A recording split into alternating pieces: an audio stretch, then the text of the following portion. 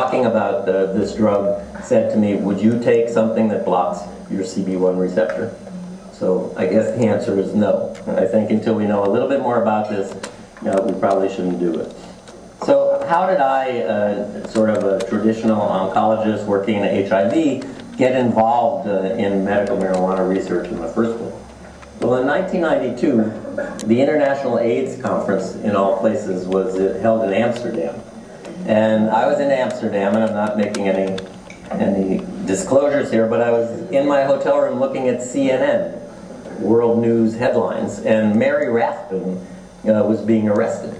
Mary was a 70-ish-year-old woman who was Volunteer of the Year for 2 years in a row at the AIDS clinic at San Francisco General Hospital. She would take our patients to X-ray, drop their prescriptions off in the pharmacy, and she would bake brownies for her kids, as she called them, and she was known as Brownie Mary.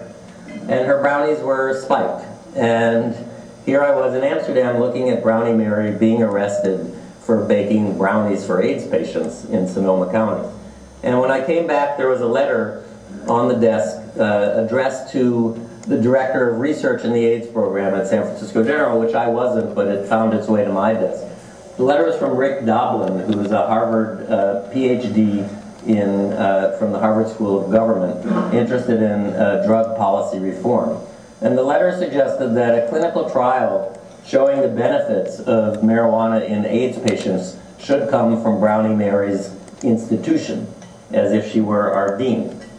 So I said, okay, this sounded interesting. So I sent Rick Doblin our template for how to write a protocol for the Institutional Review Board, thinking since he's not an MD, I could sort of, tone him down and keep him away for a while. I said, send me a proposal. In a week, he sent me a proposal to compare marijuana brownies to Marinol. And I said, gee, if we're going to do an 8-week study, we need a stable supply of the drug, and I don't think brownies are going to last for 8 weeks. So then, finally, in 1994, we submitted a proposal to look at 3 different strengths of inhaled THC versus dronabinol. But we couldn't get the marijuana from the federal government, the only legal source of marijuana. And they didn't think it was a very good study. They weren't happy about us giving marijuana to outpatients. So in '96, we submitted another study to the government saying we're going to do a much more elegant inpatient study in our General Clinical Research Center. And again, they didn't like it because our endpoint was, does marijuana have a medicinal benefit? 1997, it's interesting, I actually went to the Clinton inauguration, and I met with Alan Leshner, who at that time was head of NIDA, the National Institute on Drug Abuse, and he explained to me that these first 2 requests never could be granted because NIDA is the only legal source of marijuana for research in the country. And NIDA has a congressional mandate to study substances of abuse as substances of abuse.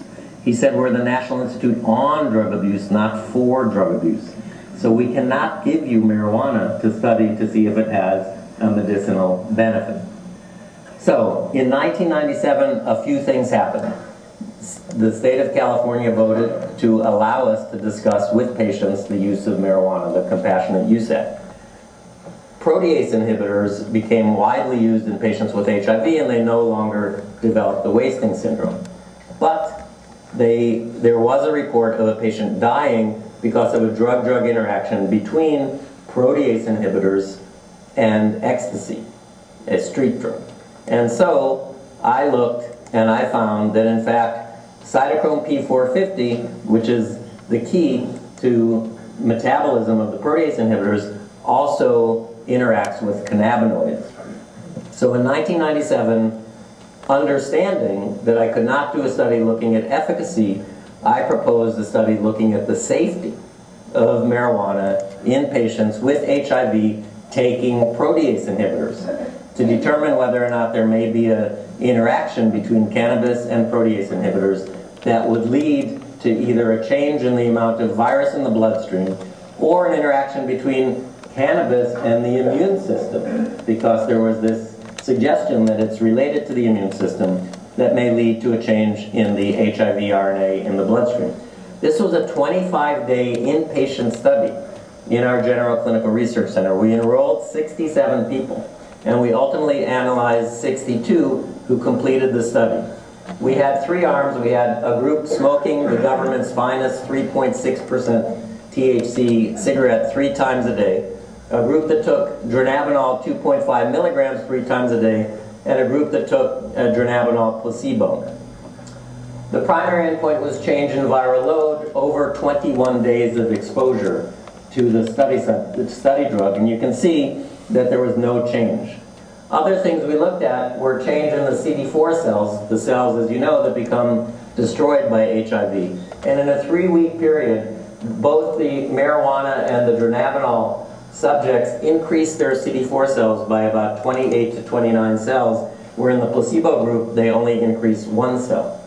The difference at 21 days was not statistically significant between 1 and 29, but if we did a so-called repeated measures analysis, where we looked at data that also came on day 7 and 15 and 21, then we had, or 7 and 15, then those differences were statistically significant.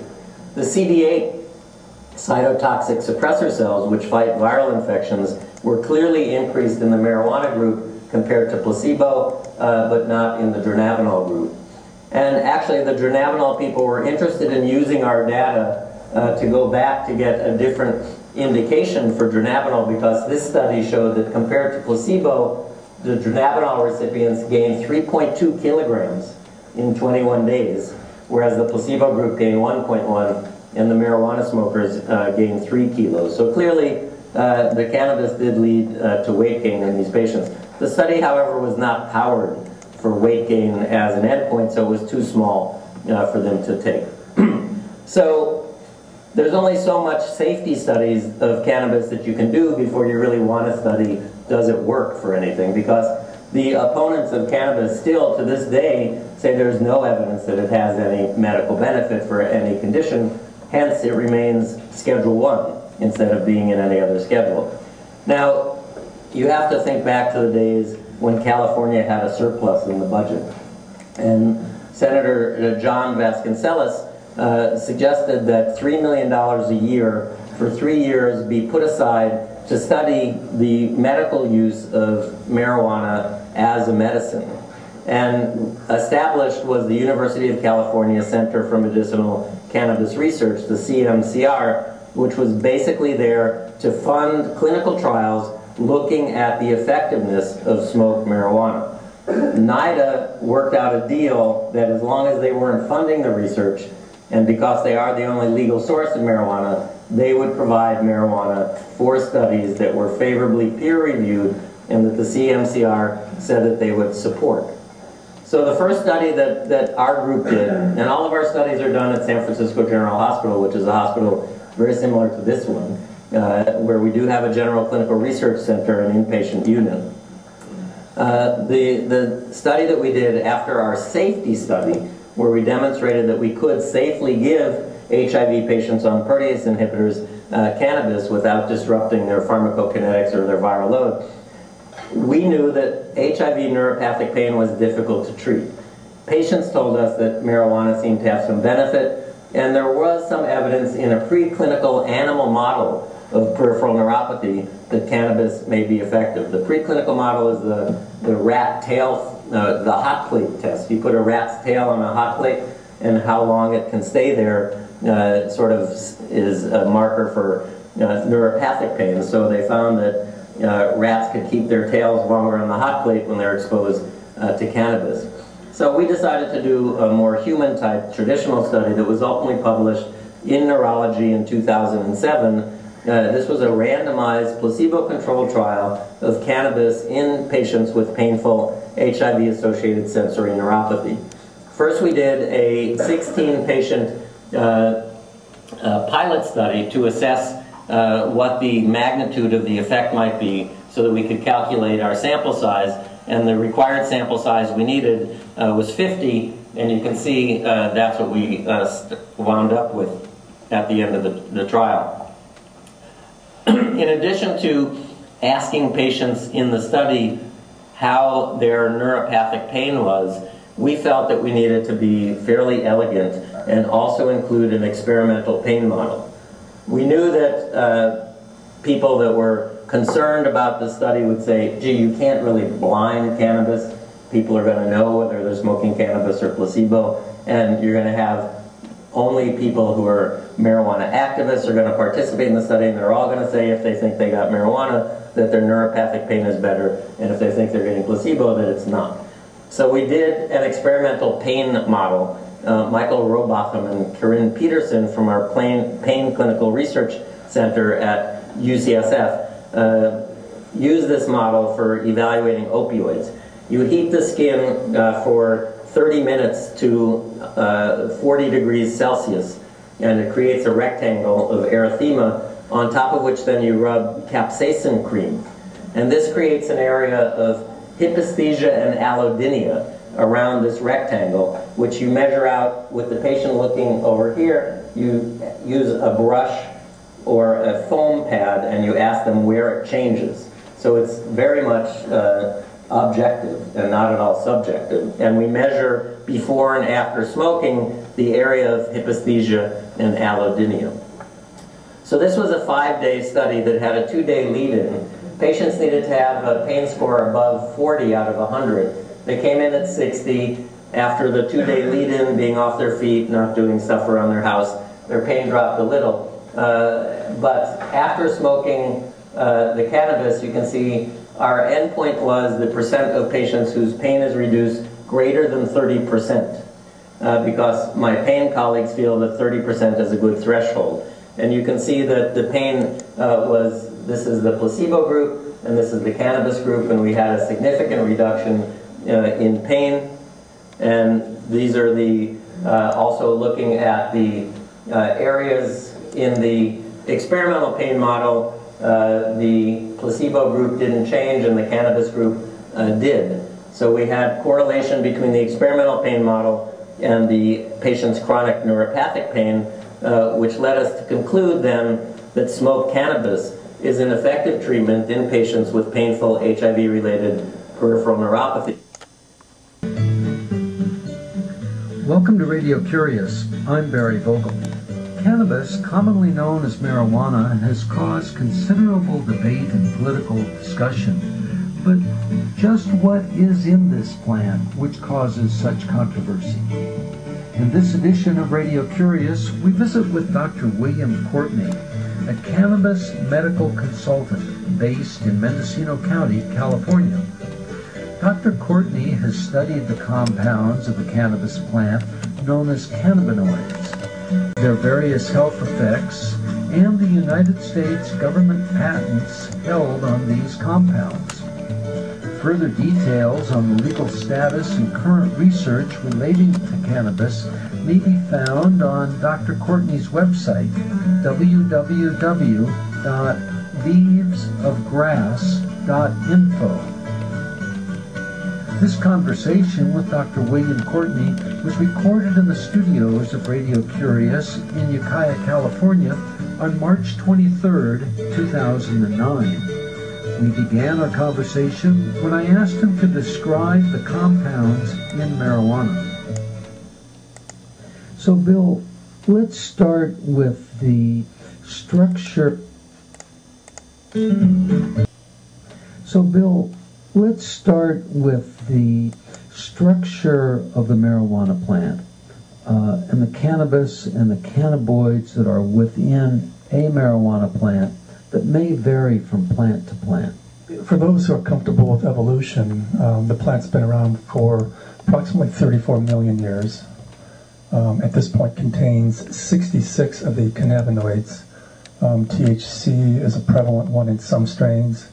CBD or cannabidiol is an alternate that can either dominate or be in a reduced concentration. In addition to those two, there are obviously another 64, and each of them can have unique medical features that are being cataloged at this time, and strains are being grown which will emphasize one of the cannabinoids over the others so that you're able to kind of select, cannabichromine, cannabigerol, cannabinol variant. So there's an incredible diversity that is beginning to be available and will help to improve tailoring the plant to individual needs. Can you give us some examples of the difference between THC and CBD and some of the other 64 that you mentioned? One of the biggest that has come to light for me over the last 3 or 4 years is that cannabidiol is known to be a non-psychoactive cannabinoid. That means it doesn't bind to the first cannabinoid receptor, which is in the brain, is associated with feelings of euphoria or dysphoria and some. And because it doesn't activate that CB1 receptor, it allows you to use 100 times more of it than you do THC. So a typical THC dose is like 20 milligrams, but it's, the recommended dose for CBD can be 500, 1,000, or even 2,000 milligrams. What purpose would CBD serve if a person were to use it or ingest it? It is a very medicinal molecule in the plant, the most complex to date. It's the only cannabinoid that we know of that lyses anxiety, so it's called an anxiolytic. It's the only antipsychotic in the plant, which reduces the dopamine system and deals with psychotic episodes. This is CBD as opposed to THC? Yeah, this is CBD in particular. CBD and THC are almost polar opposite molecules. THC can make your heart race and cause anxiety. CBD is an anxiolytic and is calming and doesn't cause an acceleration of the heart rate. THC causes the euphoria. CBD does not cause any euphoric side effects or effects. Basically a calming sedative. CBN is the sedative in the plant. CBD is an anxiolytic, and that's really slicing fine hairs, but as we go forward, sedative is more puts you to sleep, so it's more of a hypnotic, whereas an anxiolytic can be used in the daytime just to calm you down if if arousal level has been accelerated because of coffee or personality or chemistry. Or what we would call paranoid schizophrenia? Would it work in those kinds of circumstances as well? I've had patients who have psychotic thought disorders, and what's interesting about those is they're very intuitive, and they know what part of the plant works best for them. The patient is intuitive. And particularly people with thought disorders can be intuitive in terms of their feeling state.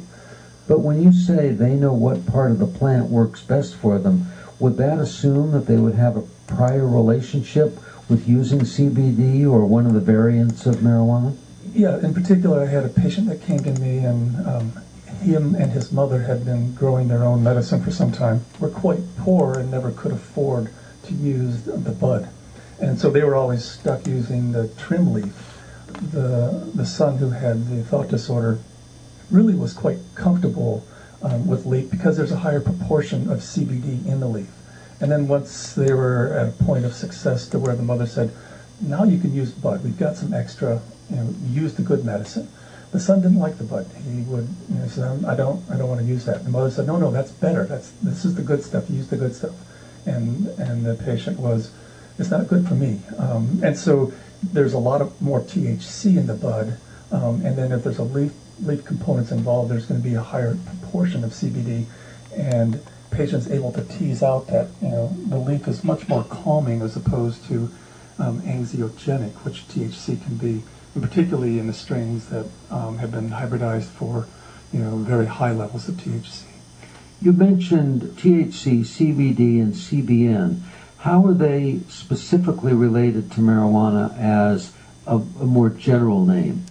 Those are called cannabinoids, and those are a class of 21 and 20 carbon molecules, and there's probably 8 major classes, and then within each class there's 5 or 6 variants within a class, so that's how you build up to 66 total. But there's like cannabichromene, cannabigerol, these are the main classes, cannabidiol, tetrahydrocannabinol. So what do some of these others do? There's a fellow, El Soli, who's in the School of Pharmacy at the University of Mississippi working for the National Institute of Drug Abuse, has been doing a lot of analysis and has published a book, I think it was last year, a very well-written book. It's a compilation of a number of authors, and one of the things that they've done in there is to list the chemical structure, divide it into the subclasses, and then identify the specific medical function of each of the cannabinoids within the classes. And there's a lot of blank spaces in that chart, but there's actually an awful lot of information in terms of CBD acid, a 21 carbon molecule, is an antibiotic. When you heat it, you break that carboxy group off, and then it becomes CBD, a 20 carbon molecule, and it's no longer an antibiotic. And at the last International Cannabinoid Research Society meeting in Scotland last summer, there was a lot of research about these 21 carbon molecules, which are very delicate. And really the only way to really have access is through eating the raw green leaf. If you dry it, if you heat it, steam it, simmer it, turn it into tea, saute it, all those break down those 21 carbons and they're lost. And with that, you lose unique medical properties that are no longer present in the remaining molecules. So every year, our knowledge of the medical properties and the additional cannabinoids are being identified as having more properties. So the knowledge base is growing at an amazing rate. So on a bigger scale, are you indicating that the possibilities for physical health as well as mental health exist within the use and development of various kinds of marijuana? Kinds, talking about the 64 different forms of cannabis that you mentioned? Those are the chemicals, the cannabinoids within cannabis. And then if you develop different strains, those will have a different cannabinoid profile. And so, I mean, essentially we're kind of talking the same thing, but as we develop strains that have a strength in a particular cannabinoid, there's a company in England, GW Pharmaceuticals, they have monoclonal greenhouses, a greenhouse which has genetic material from only one strain. There'll be up to 10,000 plants per greenhouse, no other plants in that greenhouse, so there's no exchange of genetic information between them. One greenhouse is predominantly CBD. There's a strain G5, has 90% CBD, less than 4 or 5% THC. Another strain G1 has 94% THC and very little CBD. Another strain has THCV, which is a variant of THC, but a significant one because it acts, maybe a little stronger and quicker, and there'll be a whole greenhouse that the primary cannabinoid produced by those plants is THCV, and there'll be another one for cannabichromene, CBC, and another one for cannabinol, CBN. And that way they do botanical extracts from the strain. So it's kind of, it's like using the plant to raise the medicine and then extract it from that plant once they find a strain that has a particularly strong suit. How easily can this differentiation be done by someone who either wants to obtain some marijuana from someone else or grow it for themselves? How do they know what they're growing or purchasing? Now that hopefully the federal government is going to allow California to operate within the laws that its people elected, there'll be more and more analytic labs. There's currently one down in Oakland that works in conjunction with Harborside that does an analysis looking for the cannabinoid profile, how much THC, how much CBD, possibly CBC. I mean, you could spend a lot of money if you characterized all 66 cannabinoids. So they'll take a selection of the 20 carbon molecules, and then they'll be looking for adulterants. Is there any inorganic pesticide? Is there any mold? And so as we become capable of getting routine analysis done, a wide selection of the products that they sell at Harborside have all been analyzed. So you can, in addition to train wreck or some unusual name, there'll be a list of the components in that plant. And so hopefully in Mendocino we'll be opening a lab very soon, which will allow the individuals to send in a sample and then get very specific information as to what is in that plant. And then if they want to do a hybridization or cross, they can see, okay, I take a very high THC and a high CBD and I can make a third strain. And then they'll really begin to know what it is that they're growing and therefore have available for use. So if they were to use it, create a hybrid, and then either ingest it by eating or smoke it, is there a way of understanding other than interpreting one's own body feeling at the time? A way of understanding what effect it has? In other words, how does the grower know what they're producing? Like I said, if this lab is set up, and we're looking to set it up quite quickly. And you send in a sample. I've been growing this one strain for 20 years, and I was interested in the profile. You send in a piece of either the bud material or the leaf material, and you'll get back an analysis, and I will tell you what is in that particular part of the plant. And there's quite a variation as you move around the plant. Leaves near the apical meristem have some psychoactivity, whereas the shade leaves don't. And for those who are very sensitive to CB1 stimulation, generally individuals over the age of 40 are much less tolerant of the THC than those who are under 40. And one group becomes euphoric, the other group becomes quite dysphoric. And while they may be interested in the anti-inflammatory or pain relief, they're very much not interested in the dysphoria that molecule produces in them. And so if you could find a strain that had very little THC but very high CBD, that would be more appropriate for those that are intolerant to the THC stimulation of the CB1 receptor. Can you give us some definitions of euphoric and dysphoric and how they're manifested, how a person would interpret which sensation they're experiencing? So eu is good, phoria is feeling, good feeling, dysphoria is bad feeling. Lots of times younger folks, when they inhale or ingest THC, become giddy, laugh at minor things, associate together. You know, a small phrase can become very humorous to a group that's all currently intoxicated. And then that same group, if they stop smoking once they leave high school or college and raise their children and don't use marijuana for 10, 20, 30 years, when they are now in middle age, they go back and suddenly dysphoria is a negative feeling. It's you inhale sometimes as little as a single inhalation, and their heart races and become anxious. And with more, if they take another couple inhalations, they can actually become paranoid and fearful.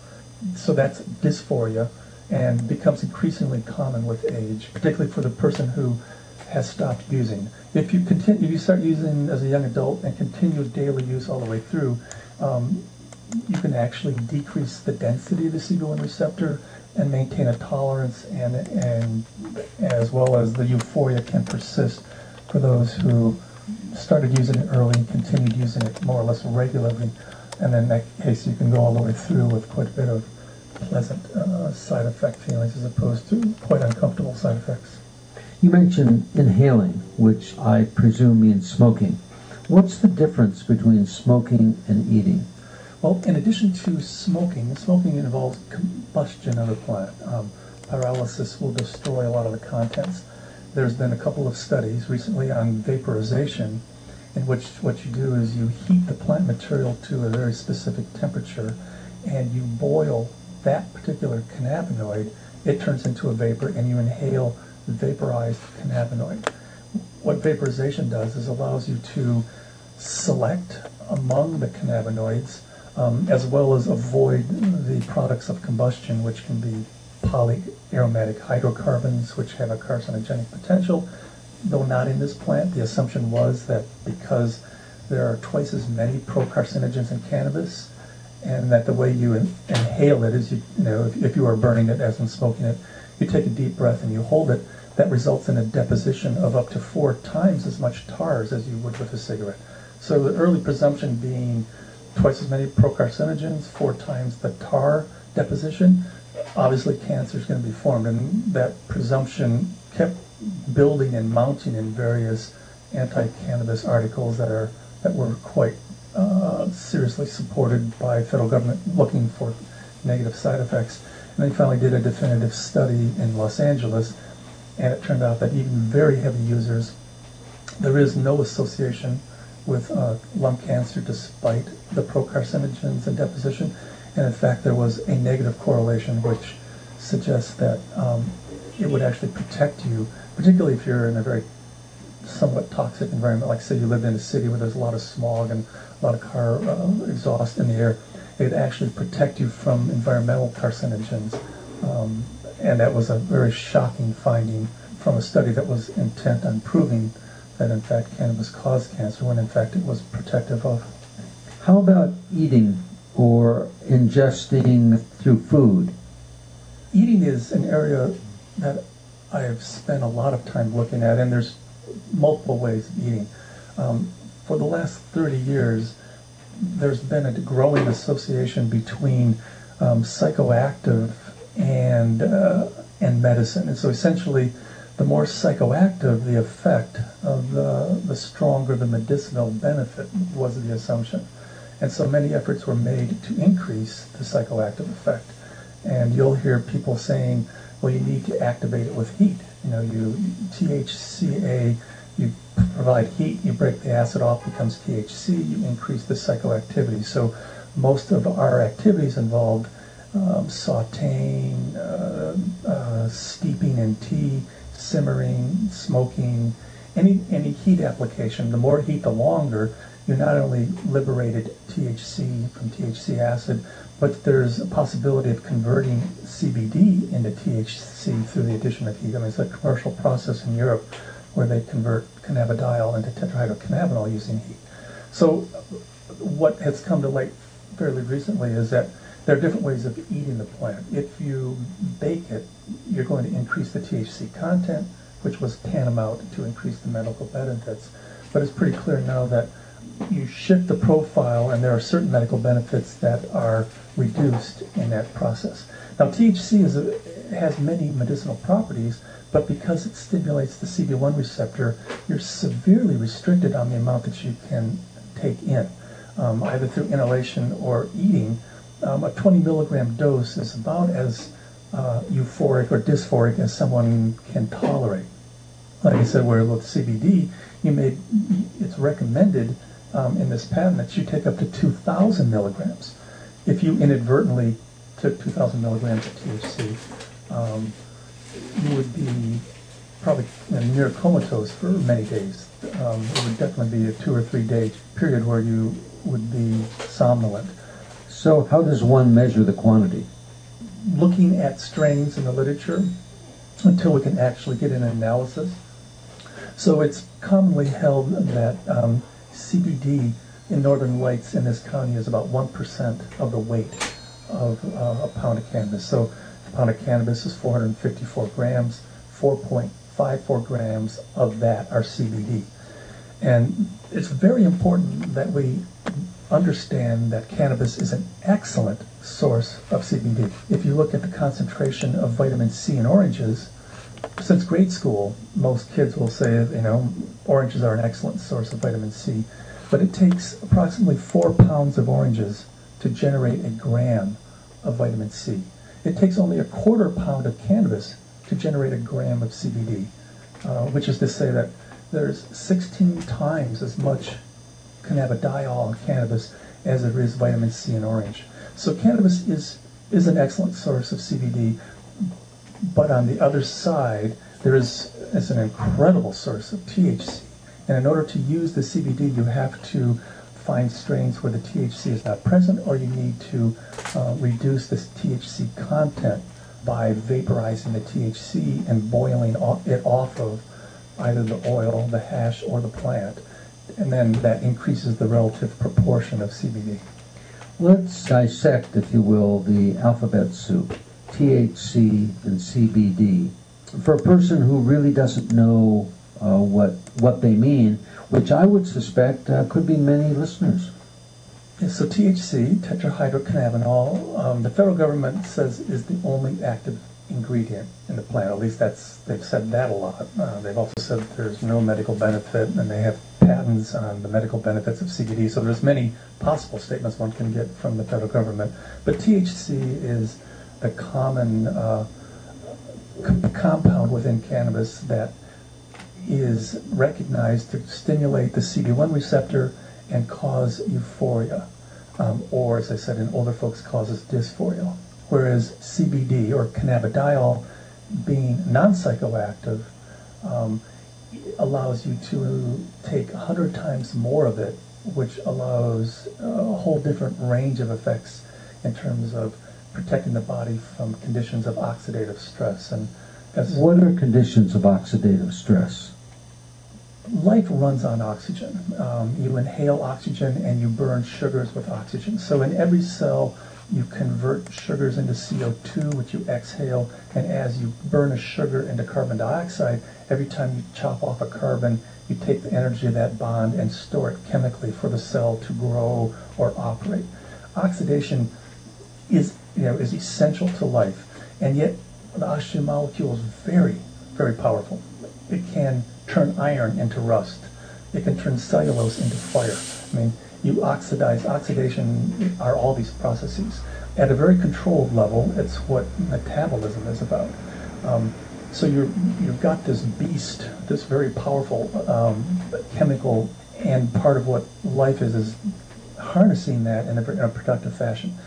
If you have uncharged oxygen molecules, superoxides, or what they call reactive oxygen species, those can destroy membranes, alter DNA. They can cause a lot of damage. And so oxidative diseases really run a very wide range of conditions. What would be an example of an oxidative disease? If you alter the perfusion, like of the heart, and you're going to have a heart attack, there's oxidative destruction going on around the ischemic event. And then when you bring blood supply back in, there's a second oxidative injury.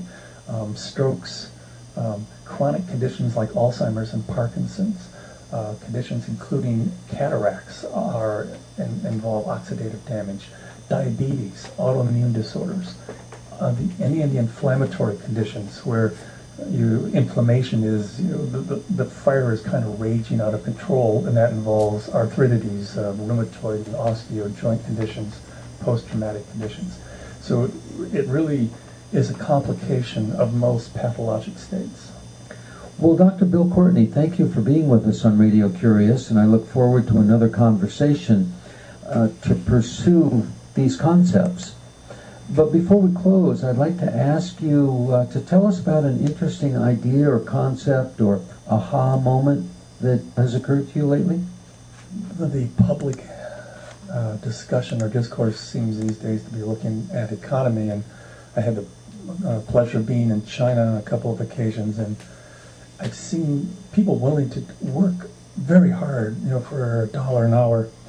And as the world kind of looks at the exchange of what were all this time, and it seems like it's essential that America, who has been the consumer of the world, as we kind of come on par and exchange that pleasure with the rest of the world, we're going to have to change our position and an appreciation for other people's efforts and their homes, and it's going to require a leveling that I think is going to be very difficult for Americans who are used to having the ability to consume a lot of resources and maybe not put as much into the kind of global exchange. And so I'm thinking this is going to be a very interesting time in the next 4 or 5 years as the world economy reflects kind of a more balanced approach to people's time and effort. And I'd like to say we're pretty curious about that. Ooh, very curious.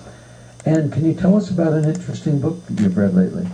Yes, I have a very young daughter, a 3-month-old daughter, and have been really impressed with the continuum concept.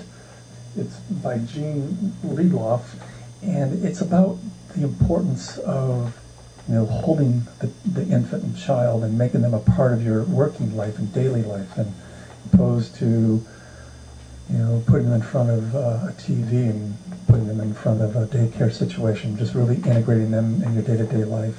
And it's less than optimal if efficiency is all that matters, but there's an awful lot of benefit that comes from making them a day in, day out, 24 part of your life. And the book is really quite impressive, and it's analysis of some cultures in South America and how she saw the benefits that came to that kind of in arms phase in which the infant was integrated into the community life. Well, Dr. Bill Courtney, thank you very much for being with us on Radio Curious. The pleasure's mine. This interview with Dr. William Courtney, a cannabis medical consultant based in Mendocino County, California, was recorded on March 23rd, 2009 in the studios of Radio Curious in Ukiah, California. The book he recommends is The Continuum Concept in Search of Happiness Lost by Gene Liedloff.